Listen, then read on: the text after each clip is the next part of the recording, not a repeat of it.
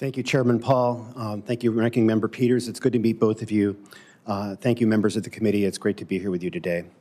Now, I did do a lot of field work and data work along the U.S.-Mexico border when Remain in Mexico, MPP, was first implemented. The evidence I saw was clear. Remain in Mexico enriched the cartels.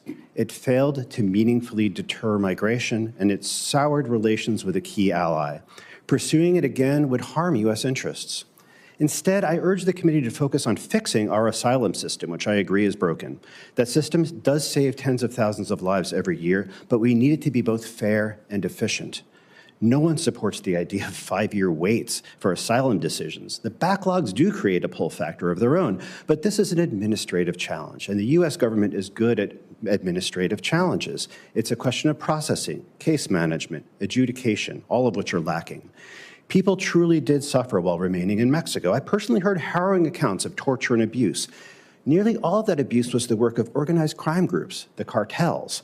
The cartels' cruelty, their sadism, it wasn't just a human rights issue, though. The criminals aren't barbaric just for its own sake. This is their economic model, and that makes it a national security issue. Organized crime is trying to extract as much money out of migrants and their loved ones as it can while those migrants are present on the turf that they control. Cartels fight each other for this business. Remain in Mexico kept migrants on cartels' turf for very long periods of time, months or even years in Mexican border cities, waiting for their hearings. MPP created a new market opportunity for cartels. That's a big difference from CBP-1. The app also requires months-long waits to come to a U.S. port of entry, but it makes it easier to wait elsewhere in Mexico, in parts of Mexico that are safer than the northern border zone, where states are under State Department travel warnings because of cartel crime and kidnapping. When outsiders are waiting for months in Mexico's border zone, on the other hand, they're sitting ducks for the cartels. First, there's extortion. Foreigners have to pay just to exist for a long time in cartel-dominated neighborhoods. If you don't pay, it's not safe to go outside your shelter, even if the United States is helping support it. Second, if people wanted to just give up on this long wait for MPP, the cartels were there offering coyote services, the chance to cross the border and try to evade Border Patrol for thousands of dollars. Third was kidnapping for ransom. Cartels held people in horrific conditions, raping, torturing them, as their relatives, frequently in the United States, had to wire thousands of dollars to get them free.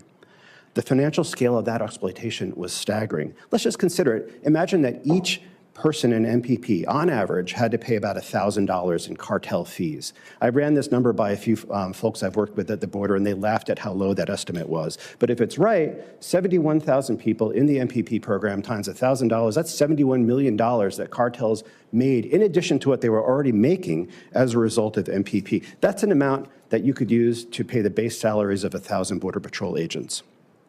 For all that, Remain in Mexico really didn't do that much to reduce or control migration. For more than 10 years now, there's been a series of crackdowns on asylum seekers. My testimony maps them out in a graphic that looks like this if you look at the written testimony. These crackdowns follow the same pattern. You get an initial drop in migration, then it lasts a few months, and then there's a rebound. Classic example was Title 42 and all of its expansions. We saw migration increase even though there was no asylum access at the border. After it expanded in June 2019, Border Patrol's apprehensions did fall for 4 months. They fell steeply. Then the migration numbers plateaued at the same level they were in mid-2018, at the same level they were on average for all 8 years of Barack Obama's administration. And that's where the numbers stayed. And then in the first months of 2020, Border Patrol apprehensions started rising slowly. Maybe not even slowly. They were on pace to grow by double-digit percentage margins in March of 2020, but then COVID came, and that all but ended that month 10 days early, so we never really could tell. Title 42 ended up eclipsing Remain in Mexico. No more hearing dates for anybody. Asylum seekers just got expelled. Remain in Mexico basically became irrelevant for the last 10 months of Donald Trump's administration. We're talking about a few dozen people a month by the end. MPP also strained relations with Mexico. The Mexican government at first resisted the program, agreeing to it only after very heavy diplomatic pressure.